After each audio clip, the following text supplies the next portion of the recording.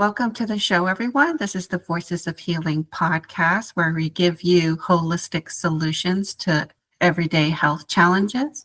I'm your host, Tina Clark. I'm a shamanic Reiki master teacher. And today's guest is Thomas Wurm. And he used to be a wildlife firefighter, but now he is a mental health professional.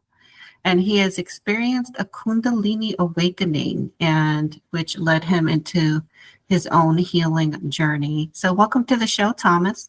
Yeah, thank you so much for having me, and thank you to all your listeners and your community. And I was a wildland firefighter for 14 years all over the West and worked my way up all the way up to captain. I was captain of an engine and hand crew and things like that. So it was a long journey. And through that, I had severe loss. I lost some people that were close to me, of course, because it's such a dangerous job. And that really pushed me into grief, which unlocked a lot of post-traumatic stress that I didn't even know I had. And so that's really where my journey begins is when, if you think of firefighter, like think of the alpha male, like I'm strong, I'm tough, I'm just going to push through. That was me. Right. And, life kept hitting me with things over and over until I literally woke up. So, and I'm sure we'll go deep into my journey, but now I practice, NLP, neuro-linguistic programming, and hypnosis and energy healing and Huna energy. So Huna and Qigong is a lot of the things I bring into the mix as well. So mind, body, medicine, really. Yeah. So what were some of the experiences that kind of pushed you into knowing that you had PTSD and that you had to do something about it?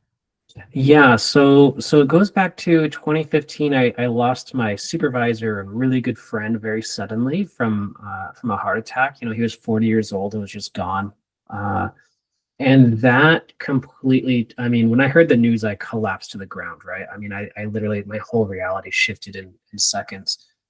And it wasn't until about 6 months later when all of a sudden I found myself, I was drinking heavily. My body, I had so much chronic pain going on. There was all sorts of these crazy, weird symptoms that nobody could tell me what was wrong with me. And, looking back, it really was, I guess the one thing I knew I could do was start meditating. And that's when I just kept going deeper and deeper. I was meditating maybe for 2 or 3 hours a day at this point. And it was still, I was struggling with my body, struggling with my mind. I was just so much anxiety that I didn't even know, right? Like my body was holding on to so much. And it really was the Kundalini experience that broke everything up and made my situation about 10 times worse, and we'll get into that. I'm glad it happened, but at the time it was really, really hard. And the thing that saved me was acupuncture. Acupuncture really helped me get back into my body, literally. So you're going through this grief process and you start meditation, which seems like a difficult combo, by the way. Yeah. To be in that and start meditating. Did you find meditation was hard, or did you take to it easily? It was something I did as a younger person, my teenage years. I actually, maybe we'll get into that too. I had a near-death experience as a teenager, and that really woke me up to some, then I became really interested in paranormal, like Buddhism, Tao, all these different Eastern philosophies. And like, I wanted to know what happened to me, right? And so there was a stint as a teenager, I meditated a lot. And so I actually fell into it pretty easily. Like I fell into it really well. Actually too well, honestly. I was just meditating too much and too fast. And when there's trauma in the body and we elevate into the mind like that, it's kind of a recipe for too much energy, and that's exactly what happened to me. Yeah, or almost escapism. Totally. Absolutely. Yeah. And I feel like a lot of people do that. They want to flee the body, and if they have these abilities, like they can meditate or do other things, they want to just hang out in the ethers. And that's really not the point of why we're here. Yeah, We're a yeah, soul and a body, and we need to be in our bodies or we won't have all our power yeah, on this, 100%. on this Yeah, planet at this moment. yeah. And So so go ahead. I was going to say, so there was this pattern, that was emerging of me realizing, like, as I look back now, to really anchor that is I don't think I was in my body for a long time. I mean, just being in fire and so much trauma, and it's not like city fire where it's like you're seeing, the car crashes and all that. It's just you're pushing your body with so much, we had 60 pounds of gear, you're hiking in the mountains, you're flown in by helicopter in the middle of the wilderness, and everything's on fire. It's just there's this micro stress that builds up. And so I don't think I was in my body for years and years and years. And so I totally agree with you. Being in your body is so important. And I do think the spiritual bypassing, I guess what we're talking about is so prevalent now. And I think it's important to talk about that. Yeah. Did you feel, now I've interviewed people with near death experiences before, especially in my first podcast, which was called My Weirdest Experience. But how did you change after that? Did you have any additional abilities after the NDE? Yeah, as a teenager, I think it was, well, one, I was having a lot of addiction problems as a teenager, and all of that disappeared overnight. I mean, the next day it was, I was flunking out of high school, to the next day I was getting straight A's and reading extra books and meditating and going to Tai Chi and Kung Fu. It was like I lost all my friends and I just became a monk. That was the last 2 years of high school for me. And, I fell out of that as I got into fire, but that was I don't know if I was aware of the gifts that I were given until my Kundalini experience. And when I came back from that, there were so many gifts downloading that I was like, I really thought I was a crazy person for a while. We'll talk about that. Yeah. Did you do that consciously? Did you change consciously? Like, oh my God, I almost died, so I have to change my life? Or was it like, I'm not interested in these other things anymore and I'm interested in this now? It's so interesting because for the longest time, I really didn't think I had an NDE at all because it was so simple. But the older I got and the more I read or heard about like Raymond Moody's work and near death, all the research out there, and how there's kind of these different categories. There's the life review, there's like the old, the ancestors, or people that passed away you meet, or all these things. But then there's this one category of like the void. And that's where I went. It was just nothingness. And it was this blackness, silence, peace, and everything just released. I get, that's the best way I can look at it now, is it was just a total release of everything.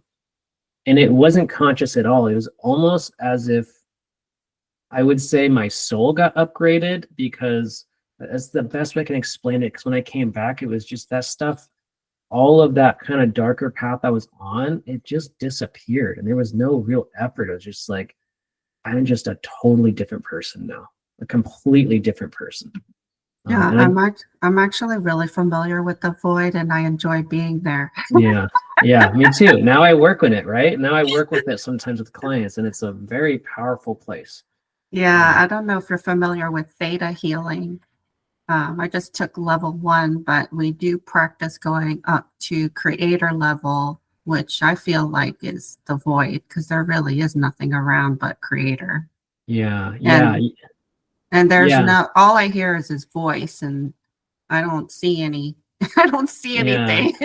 Yeah. And, and we look at like a Zen perspective, where I think Zen goes into the void, and the Huna perspective is we go into the void, and at the very center of the void is Keave, or the fifth element, or spirit, or God, whatever you want to call it. And so I think it's all just the same access point, is through, we've got to go through the void to get to, it's almost the opposite, right? The opposite of nothing is everything. And so we find that dichotomy is such a powerful place to go into. Yeah, and quick side note, last year I visited Egypt for the first time. And I don't know if you've ever been there before. I have. I went there in 2023, and yeah, I'm excited to hear about your experience, because it was transformational. Yeah.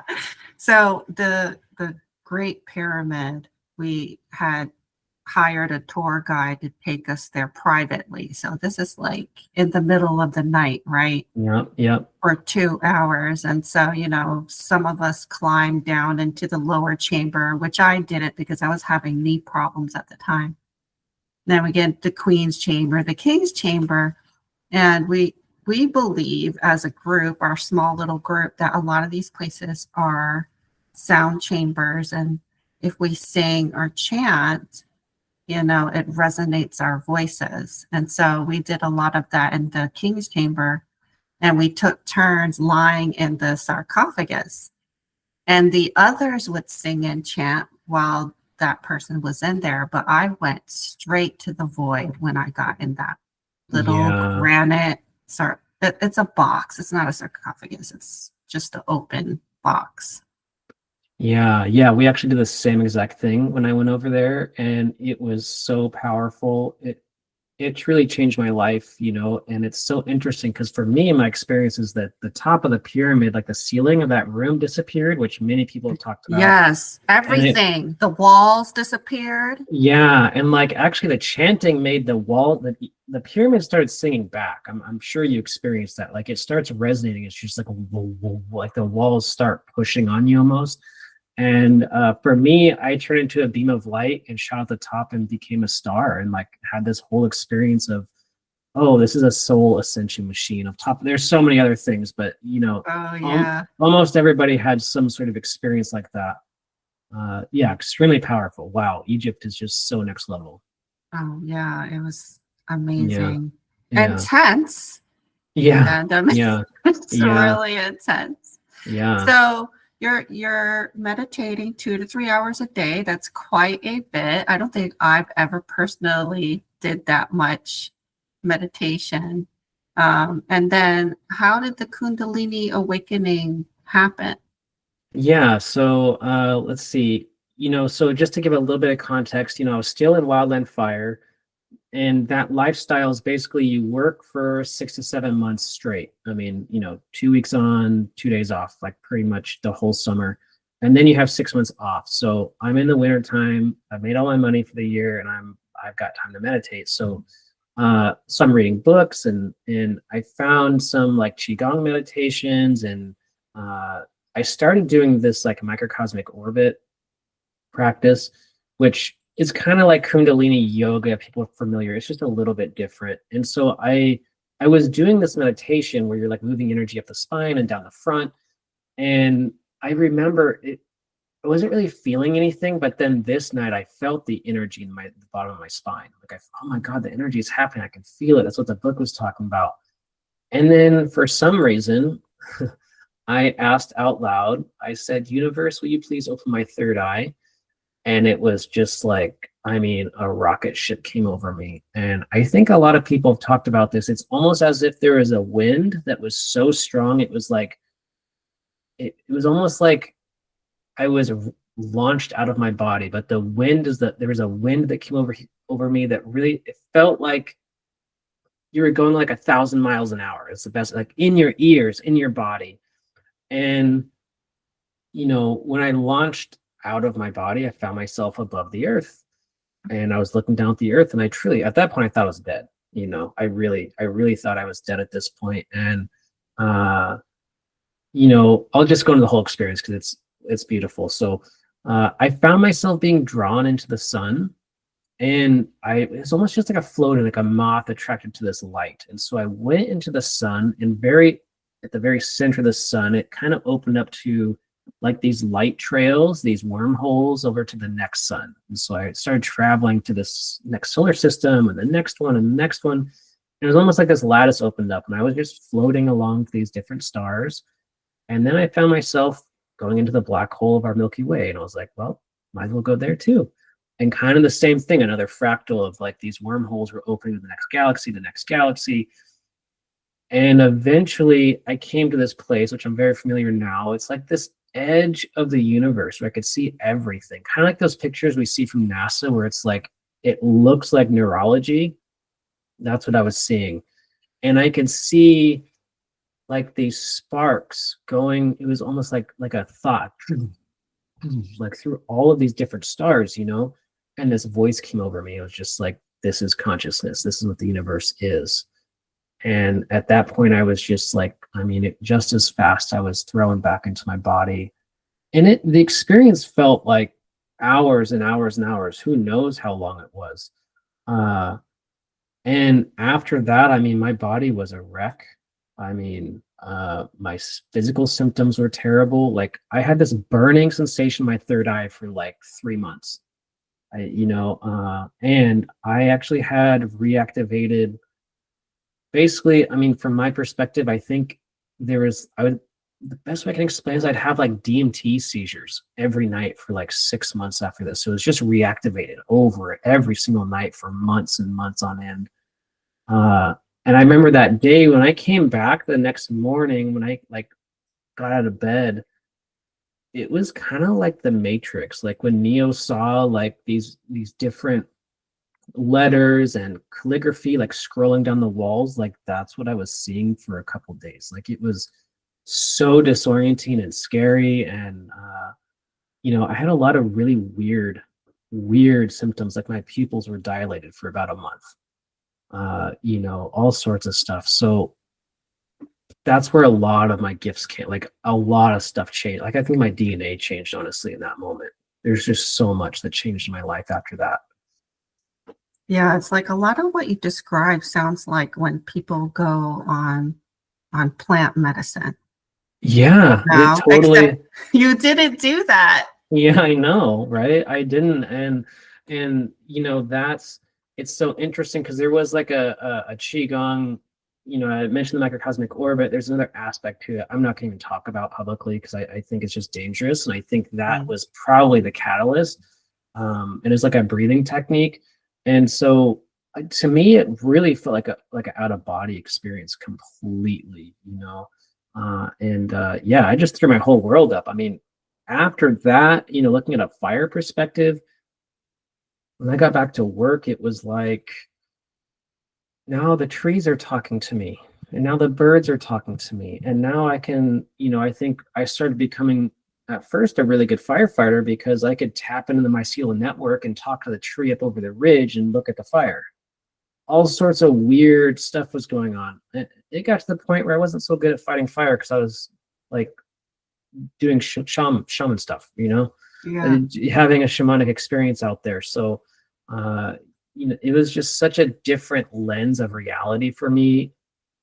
Very powerful work, and to integrate, like I said, the integration, like coming back into my body took months because there's just, people should be prepared for that and do a lot of trauma release before they experience that. And I didn't have a guide. There was nobody there to like tell me you're fine, you're going to be okay. It was total like on survival mode after that for a long time. Yeah, that's why I said before we started the recording, I know a few people who've had a Kundalini awakening, and it's really rough. Like to come back from that and have to operate in like a 3D scenario. It can take months to just recover from it. Yeah. And I guess the one thing thank God I really realized at the time, like I can't go to a Western medicine. I cannot. They're literally just gonna throw me in some sort of loony bin, right?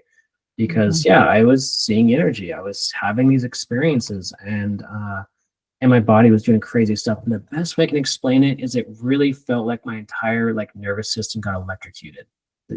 Literally, that's kind of what my body felt like. And after like going deeper in qigong and being a teacher now, they talk about in qigong like you can literally melt your brain with Kundalini. Like you can fry your nervous system with this stuff because there's that much energy, in the body. And you look at millivolts in a cell, it's like, 30 to 40 millivolts is healthy. And down to 20 is really great. But when we expand that to like trillions of cells, there's a lot of energy in our body, a lot. Yeah, I would agree with that. And I love that you were talking to the trees and stuff because I do that kind of stuff too. But I don't do it all the time. You know what I mean? It's intentional now only if I need to or feel like I need to. Yeah. And that's what, the qigong really, later when I brought in the Qigong and I really, now I practice Qigong every day, at least an hour. And that has really helped me balance so many of the gifts, especially in my Huna journey too. Like, I actually learned how to read energy and see energy from professionals that are healers, from the lineage. And so all of that stuff coming together now, it's like the Qigong. Yeah, now it's like I get to go, if I want to, go in the woods and experience the trees at a totally different level where I can talk to them and exchange energy. And it's a totally different level now, where it's integrated and it's it has a purpose now. Yeah, Right. so the microsorbic, is it Microcosmic orbit. Yeah. microcosmic orbit? That's right. So in Reiki, Usui Tibetan Reiki, there's actually on the master level, they talk about using that, and and I haven't used it that much. Yeah. Because basically the information I received from my teacher wasn't too clear, like the manual we received. So I never thought it was necessary, and so I never really utilized it that much. Yeah, what's so beautiful, I'm so happy to be a part of the lineage I am of Qigong. Like, the teacher, the lineage comes from Montauk Chia, the person that wrote all the books on Qigong, and his story is incredible. But I trained with one of his students that really helped boil things down and make it really clear. Because Montauk is so, English is a second language, a totally different generation. Like, it's hard to understand him. So, but from my perspective, the microcosmic orbit, it's so powerful because it's basically one, it's integrating all the chakras into one. And also, the more you do it, it's literally charging up every meridian in the body. So it's really great for so many things, especially like brain health. There's just so many health benefits to it, and it's something to be careful with because it's a slow process. And in my style of Qigong, there's a lot of like, you should probably be doing Qigong for about 2 or 3 months, or do Reiki or something where you're clearing your channels before you're moving all that stuff through your body, right? So for people who are not familiar with Qigong, can you break it down for them on what that is? Yeah, so Qigong, so it's a Chinese word. So Qi is like, like Qi and Reiki, right? It's life force energy. You just call it, the character in Chinese is literally steam rising from rice. Okay, so it's life force energy. And Gong means skillful work. So it really means Qigong, or excuse me, means energy work. So one of the things, if we go back a little bit, like if we look at where Jesus came from and his missing 30 years, there's so much evidence that he was in Tibet for a very long time, and that Jesus actually was a Reiki master. That's what he was doing. And Reiki itself came from Tibet, right? That's where it all, like somebody from Japan went to Tibet and they practiced Qigong and they got, mastered it, went back to Japan. So, but where it came from was Taoism and ancient Chinese medicine, and basically people going out in the woods and mimicking nature. And it's all of this like really slow breathing movements. And it's all about, we've heard of acupuncture and acupuncture points. It's actually all the same thing. Instead of needles, we're using breath and movement. And so the Qigong is all about just cleansing and clearing and moving energy through your meridians with your breath and slow movements. It's extremely powerful in so many ways. And is this something you just practice on your own, or you can do on someone else?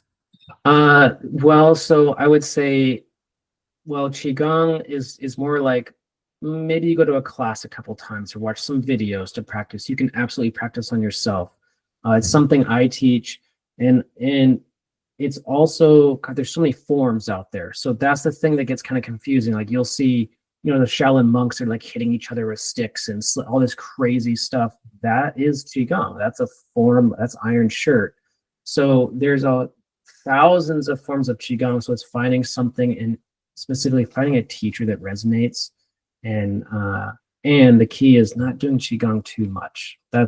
There is potential for overdoing qigong. Like literally, you can mess stuff up. So it's good to have a teacher at first, for sure.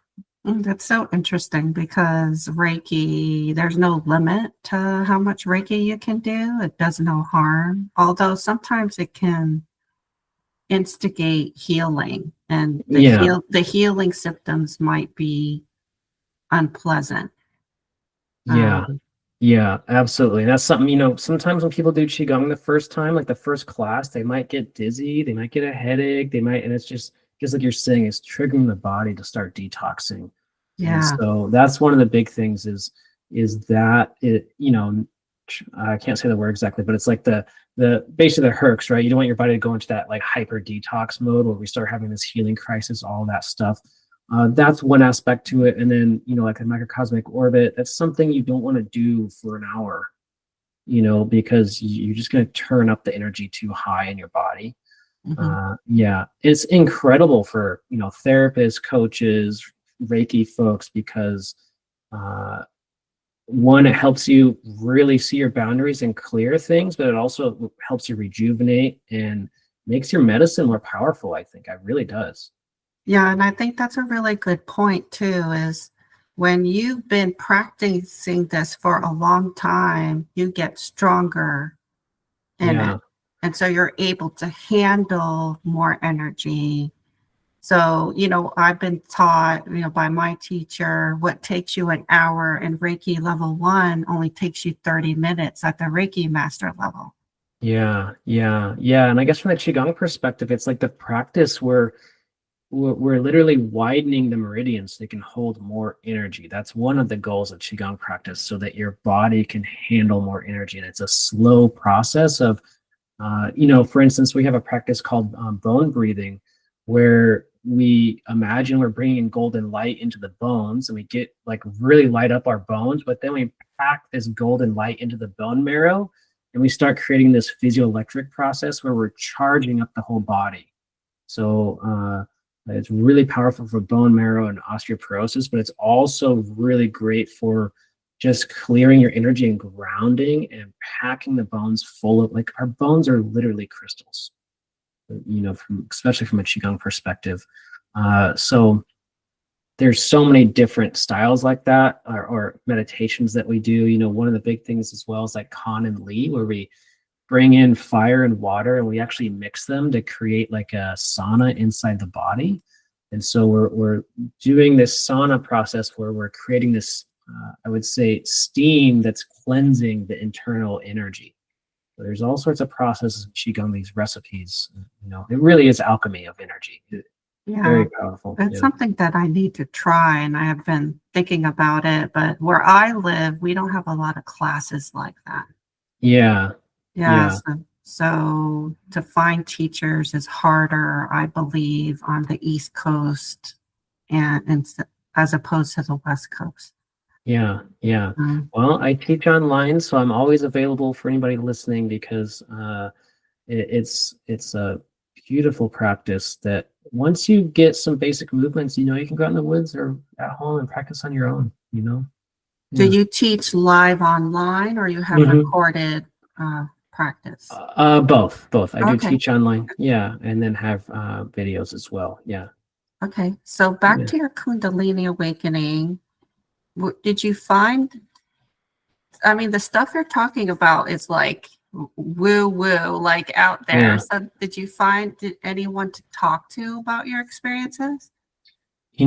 So thankfully, oh my goodness, thankfully I found a good acupuncturist that wasn't just TCM kind of westernized, because I'll be honest, most acupuncturists and most of the schools, they're really teaching a watered down, it's not really acupuncture. It's not even close. So thankfully I found somebody that understood energy at a much higher level and had a lot of shamanic training. And so it wasn't just necessarily acupuncture. There was a lot of energy that helped me. And there were so many times when we wouldn't even do acupuncture. I go to my appointment and, at the time I was like, what'd you do to me? Did you hypnotize me? Like, I don't even know what happened, but it's some sort of, you know what I mean? Like just some sort of guided meditation that took me through a very deep healing process. And so thankfully I found somebody I could talk to about it, and that understood. And to me, I think the biggest thing where I also gravitate towards Chinese medicine is because, you know, when I came to this person, I remember I was in the waiting room. I was just like, if this doesn't work, I'm dead. Like, I don't know. I don't know where else I'm going to go. This is like, that's where I was at.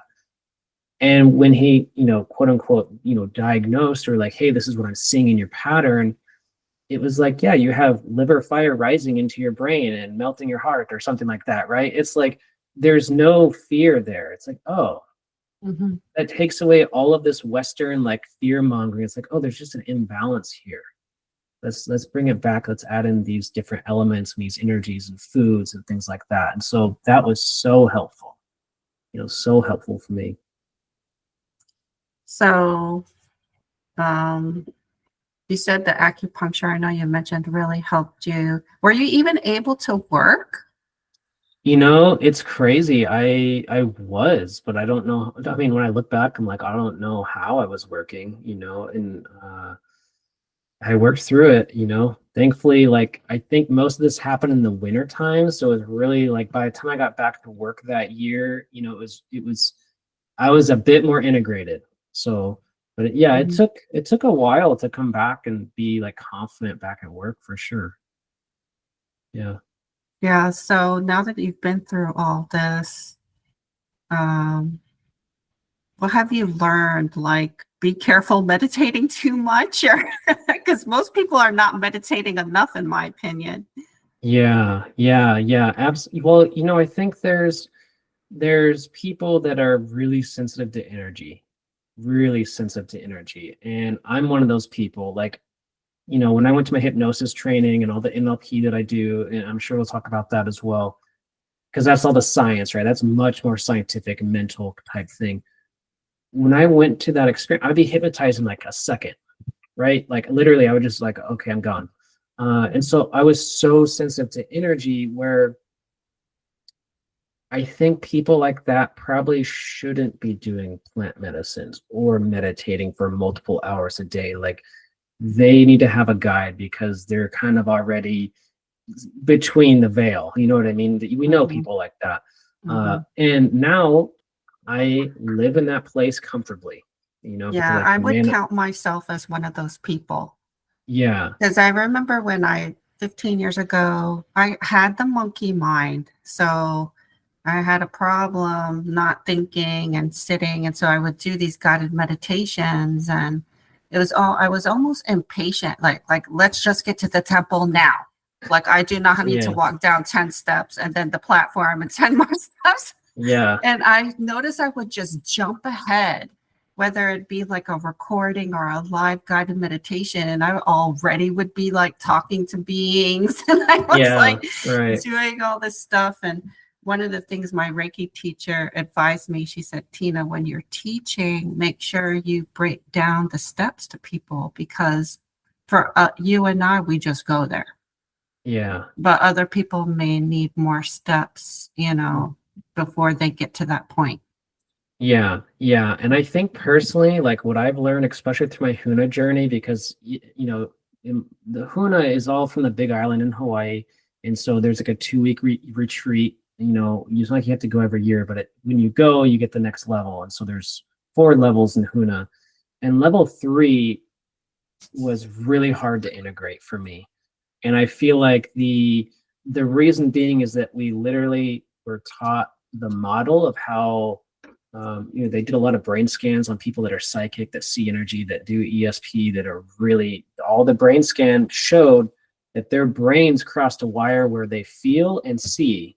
And so they taught us how to actually do that in our brain and how to practice that. And so when I got back from that, it was like, oh my God, there's so much energy. I could see it all, with my physical eyes. And so why I bring that up is because that process actually took me months to integrate again, because it was like I could see all my projections.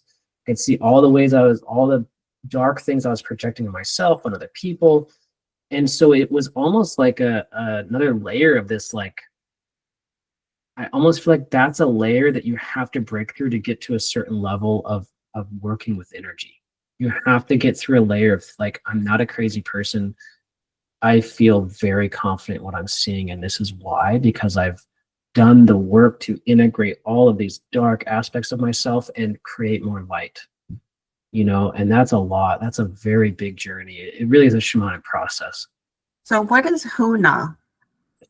Yeah, Huna is kind of like Reiki in that we have symbols. Okay. Huna is, well, the word means secret, but really the I would say it's a mystery school, and it's Ho'omanaloa, which is to make mana, like energy, expand. Okay. And so there's actually 120 generations of kahunas like that are in our lineage. So there's a very strong lineage. And our teacher's dad was given permission to teach from the last kahuna on the Big Island. And so that's been passed down to my teacher, and his son is coming up now. And so you've heard of things like Ho'oponopono, I'm sure you see that on the internet everywhere. So this is actually the real deal, like how to do Ho'oponopono from an energy perspective, not just the prayer, but what's going on with the energy.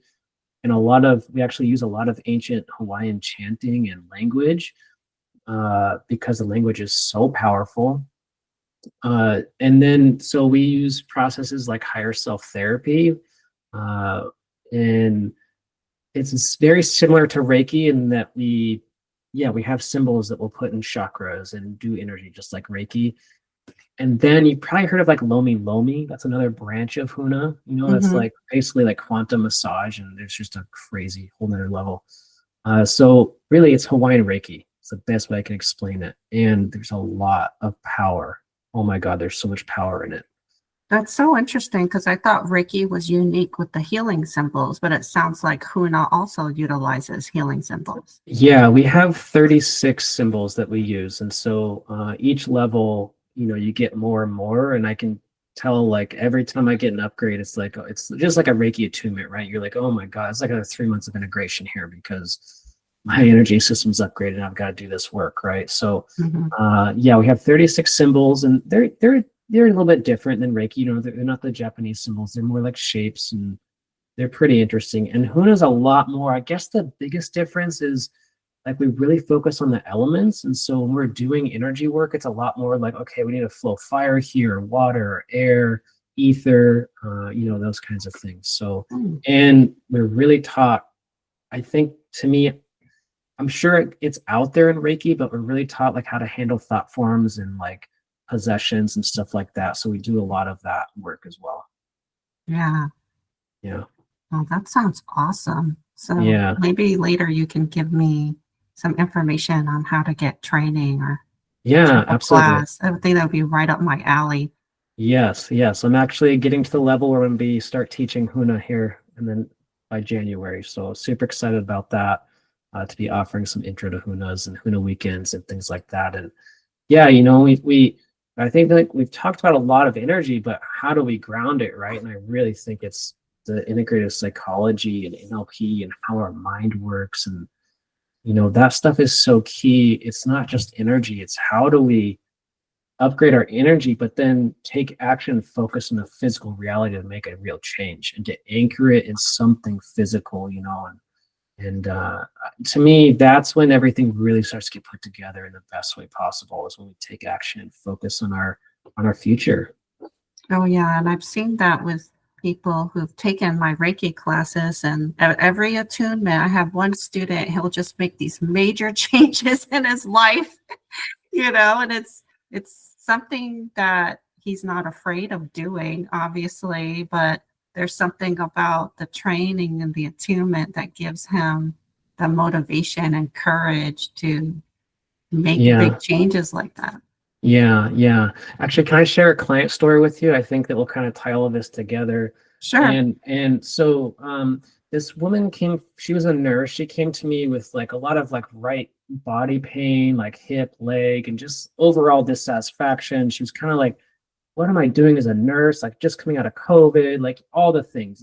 We can't even imagine what it's like to be a nurse, those couple of years. So when we got into the energy work, there was, we were doing Ho'oponopono, so we were doing some forgiveness work with people from her past. And I would say it is a little bit more advanced, like because the techniques started merging, but we were doing Ho'oponopono and like the forgiveness really wasn't coming for her. So like, okay, let's open up her timeline. Let's go through whoever's not being forgiven. Let's open up their timeline and look at the ancestry here. And we went back along the timeline, and there's this, it's going to get a little dark here for a second, but when we got there, there was like some sort of ritual was happening around a baby, and it was like a sacrifice type situation. And so we brought a lot of light, we healed all the ancestors, we did all this forgiveness work. And now her bloodline like went back to source. And so we healed that up. And when the energy came back through her timeline, back into the forgiveness process, it was just the most beautiful release. I mean, it was just like all of her pain was a lot better. Her life has been a lot better since then. And she called me about 6 months later, and she was like, Thomas, you're never going to believe what happened to me. I'm pregnant. And she explained to me, like, my heart, just my body really is telling me it's the baby we were worked with. It's like ready to come home, ready to be born back in time and to heal. It's just like, oh my God. It just gave me so much truth bumps. And there's the wild kind of energy thing, but then to see it in the physical happen, you're like, that's a convincer for me. Like that's just a huge convincer for me that this stuff is absolutely real. And, sometimes science can't understand it all, and that's okay. Oh, definitely. There's so much more out there. Yeah. And we did another Ho'oponopono. There was a woman that came to me. She really hurt her back. Like she was moving from a house, and she was in Australia too. This was my favorite part, is that she was across the pond, and she came to me with this really hurt back. Like, I can't get out of bed. She's like, I've been doing the cortisol shots. I've been doing the everything. Chiropractors, like the doctors were saying I need surgery at this point. I was like, okay, well, let's get into the energy and see. And it's so interesting because, as I talked to her, she was like, well, when did all this start? And she moved out of this house that she just loved. Something happened where she had to move out of the house, and it was kind of heartbreaking for her. And so when we got into the energy, we actually did Ho'oponopono, which is a process. I'll explain a little bit deeper here, is that we bring the energy through the body and then out of the heart and into the other person or the thing, whatever it is. In this case, the house. We did Ho'oponopono with this house, healed the house with the energy, and then cut the cords to it. And when she opened her eyes, she was crying. She was just so emotional. Like, I had no idea. I had all this attachment, all this stuckness, all this energy in that house still, because I loved it so much. And, about 3 to 6 weeks later, she's out of bed, walking, everything's healing. Like, now she's like totally out of pain, months and months later. Like, those kinds of things are such convincers where, it's energy, but there's also something happening in the mind that's creating the stuff in the body. That's where I think this stuff has so much power. Yeah, sometimes it's other lifetimes. Yeah, absolutely. Unresolved events, some kind of shock to the system, and or a death, unexpected death, or a bad death, and stuff you say to yourself before you pass away, and it ends up affecting you now. Yeah, isn't that wild? And what I've seen in my practice is, I think physical health stuff specifically, if it's pretty serious, it's almost always a past life. That's just what I've come up in my practice, and it's pretty wild how that stuff, and it's always like a knife in the exact place where the thing's going on, or what I mean? There's some sort of, it's so wild. Well, I think it's interesting how you used examples of back pain, because I've been having problems with my right leg, and earlier I did a shamanic journey, but it ended up being a soul retrieval for myself. Yeah, that's beautiful work. And the interesting thing is, years and years ago, when one of my first journeys ever, I think it might have been in the class when we were practicing, I had encountered a bear. And I was talking to the bear in the journey, and this bear showed up in this journey. Wow. And she said, you need to heal all the times that you injured that leg. Yeah. And so we called on all those aspects of me that had, I kind of got glimpses of little lifetimes where I was injured or I was disabled or, everything to do with this leg. Yeah. And then Yeah. all of the aspects showed up in this meadow with the Yeah. bear. And then I asked to have them cleared first, because Yeah. sometimes that energy is not so great. Mm-hmm. So I asked for like golden light to clear, and then I would integrate it with me. So that's what I did right before this podcast Wow, recording. that's amazing. I love that. I love that. Yeah, there's a technique from NLP that I love, the neurolinguistic programming, specifically for trauma. And I'm going to tie it into what you just talked about, because I worked with a lot of firefighters. When I, left fire and I opened up my own practice, like I actually worked with firefighters for a long time.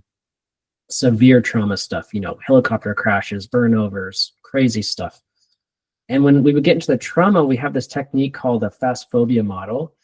And basically it's like a triple disassociation. And so, if you can imagine a movie theater, there's a projection booth, a seating area, and a screen, right? Well, we have the client in the projection booth watch themselves in the seating area watch the movie. Okay, so there's like, you're not even watching the movie, we're not even going to go there. And the thing is, we do this process where we watch, have them watch themselves watch the movie, and then go into the movie and rewind it, and then go back to the projection booth, and you kind of do this forward back. It's got this similar kind of EMDR kind of feel to it, in that, or flavor to it. But what's happening is that we're undoing all the energy over and over and over. And what happens is, soon enough, they can't even see the movie, and it's just gone. And it is a technique used to delete memories, so we usually don't go there. I've never done that, but it does do that. The thing now, okay, we've gotten rid of the mental aspect of it in the life, in this life, and then we go into the energy and collect all your energy back. Because here's my experience, and just I think it'll relate, is when there's a trauma or shock this lifetime or the other lifetimes, we drop off a piece of ourselves, and it's kind of like just spinning in that event in time and space, and it's just stuck there and it's spinning. That's why from trauma, like our mind is spinning over the event over and over and over, because the energy's stuck there. It's literally spinning. So when we clear the movies and then bring the energy back into the body, it's like this holy grail for trauma healing.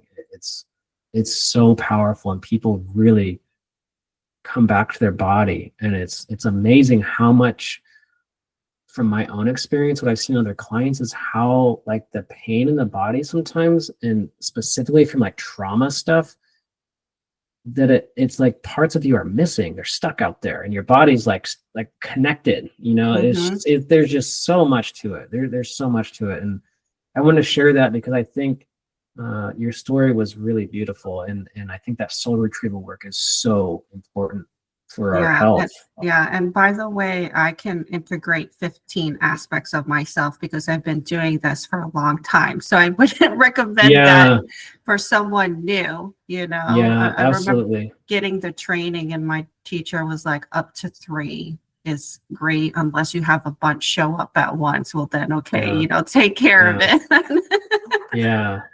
Yeah, it's actually, something we do with Ho'oponopono as well. We do self-forgiveness, is we have that person bring out an image of themselves, and usually it's the inner child, right?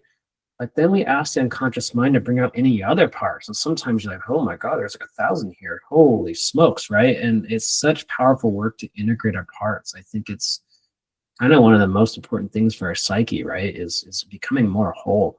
And there's something you said about the trauma that it keeps repeating. The memory, the film clip or the vision or the memory keeps repeating, and that can be a sign that that energy is stuck there. And you need to go retrieve it. So if you have a practitioner like Thomas or myself that know how to do that, we can do that. And I think the cue for me, like in what I've seen in clients, is like you're thinking about that person or thing over and like you can't get it out of your mind. There's a reason. It's your unconscious mind trying to heal something. It's a big sign. Everything's a message. Whatever you keep thinking about, you keep feeling about. Your body keeps, hurting at the same place. Right. It's all a message, and you have to figure out what the messages mean. So true. So true. One of my favorite things to do, because I'll have relapses one in a while with pain in my body because I've had so many like accidents and oh my God, so many things and fire happened to me. And when it comes up, it's like, okay, talk to the pain, right? What's the pain actually mean? What's it trying to say? And like you said, just unlocking the language of the body is so important because our body, to me, this has been my conclusion that I've come to, is that our body is our unconscious mind. Yeah. It does feel like the body has its own mind. Yeah, right. It can be quite difficult to figure out what the body is trying to tell us. Yeah. And there's actually, we use a lot of like new German medicine in NLP, and also there's some other books by Louise Hay, and there's one book specifically. Oh gosh, I can't remember her name, but it's like the guide. It's the Healing Questions Guide, and it's this pretty big volume, and it's got every disease, everything in that you could ever imagine. It's all alphabetical order, and she gives you these prompts to ask the unconscious mind, and then the affirmations. And it's so amazing because when I work with clients, I'll say, okay, well, I'll use the body as a map. Like, okay, so this is what's going on in your body. Let's look at the guide and see, like, okay, look at these questions, and more often than not, they're right on point. I mean, actually, it's so tight. You're just like, wow, okay. Oh, it's called the Healing Questions Guide? Yeah. Let's see. I don't have it right there. Nope. It's Healing Questions Guide. I'm pretty sure. I'll have to email it to you. Yeah. Do you remember the author? It's something Jenkins. Yeah. Okay. Jenkins. Yeah. I haven't heard of that one. Yeah, it's fantastic. And all of my colleagues are like medical doctors and do cancer and all those things. That's the book they use. Oh, wow. Yeah. Well, it was so fun talking to you, Thomas. We really got into it. So hopefully the listeners followed us. For those listeners that are familiar with energy healing, you probably were able to follow us. But the proof is that healing's multidimensional, and it's like life on this planet is figuring out what's happening. Yes. You still there? Yes. My camera disappeared for a second here. Sorry about that. So, Thomas, can you share how people can contact you? And I know you said you're doing Qigong classes. What else do you offer? Yeah, I offer, Wednesday nights, we do a coherence healing circle, which is by donation. So anybody can show up to that. And so coherence healing, and then I offer Qigong classes. And I offer something called a breakthrough session. And a breakthrough session is very transformational. So it's 8 hours of work in one session, or we split it up on like a weekend or something. And it's really digging into the core wound, the core problem, the root cause of something. And so we use NLP to really, you could think like traditional therapy, but it's more like, because we got to tell some stories, we got to get into like the childhood and all that stuff, but we're really looking at the patterns of how do you do the problem? How do you do it? And what are the exact patterns, and how does it show up across your whole life? And we link all of that to like one core belief, actually.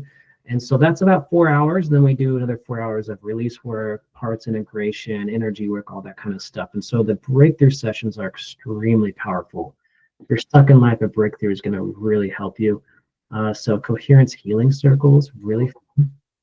Qigong classes and breakthrough sessions. And the coherence circle is like Power of 8 from Lee McTaggart. So we come together and we do group intentions for people. So if you're struggling, it's a beautiful way to come together, find community online, and really, we every time it's extremely powerful. People get results. Oh yeah, I love getting together. I love Reiki shares, and that everybody being there just makes everything more powerful, right? Yes, All yes. that combined energy. And what's your website and how can people contact you?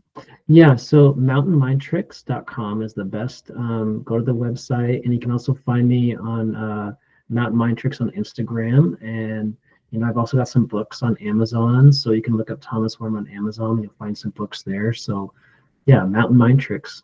Yeah, what are your titles of your books? So one is 7 Ways to Medicine, and that's a beautiful book about how to pray, how to bring in the different directions and elements with tobacco, and more like a Lakota tradition of prayer.